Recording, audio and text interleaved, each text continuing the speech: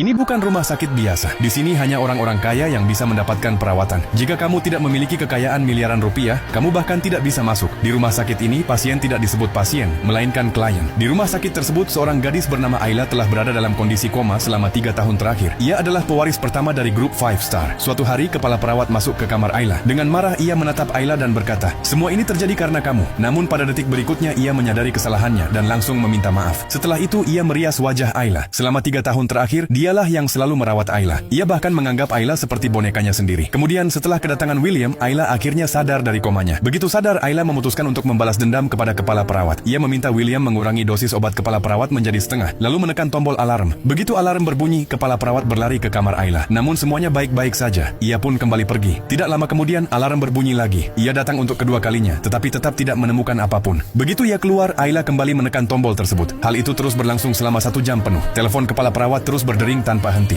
Bahkan saat berada di kamar mandi pun ia tidak bisa tenang. Akhirnya amarahnya meledak. Ia masuk ke kamar Ayla dan mulai menghancurkan barang-barang di dalamnya. Tepat saat itu William datang dan menghentikannya. Setelah kejadian tersebut, John memindahkan kepala perawat ke bagian lain dan menyerahkan tanggung jawab merawat Ayla kepada William. Pada saat yang sama, saudara laki-laki Ayla mendapat kabar bahwa Michael dan beberapa orang lainnya berencana mencabut larangan kunjungan. Mendengar hal itu, sang ketua perusahaan panik. Ia memerintahkan direktur rumah sakit untuk membunuh Ayla. Ia takut jika orang-orang melihat Ayla masih hidup, kursi pewaris yang saat ini ia kuasai akan hilang. Direktur rumah sakit kemudian datang ke kamar Ayla dan menjelaskan seluruh rencana itu kepada John. Ia mengatakan bahwa Ayla akan dibunuh keesokan harinya. Namun mereka tidak tahu bahwa Ayla mendengar semua percakapan tersebut. Di sisi lain, kepala perawat juga mengetahui adanya konspirasi itu. Ia diam-diam memasang kamera rahasia di kamar Ayla. Begitu mengetahui bahwa direktur rumah sakit berniat mencelakai Ayla, ia langsung mendatanginya dan tanpa mengatakan sepatah kata pun, ia